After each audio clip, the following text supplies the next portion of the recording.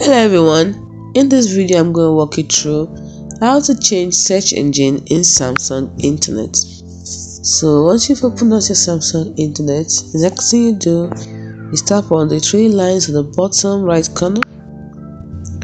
Then you tap on settings, which is the gear icon. Sorry, let's do that again.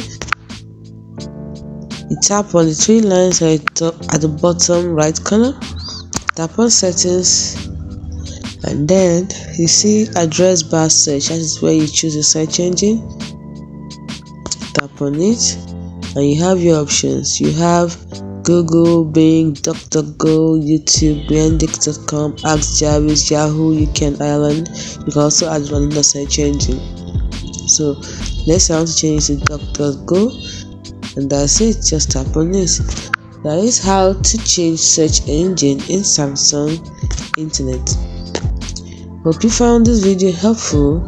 If you did, like and subscribe to this channel for more helpful tips like this, which we put up every day. Thanks for watching.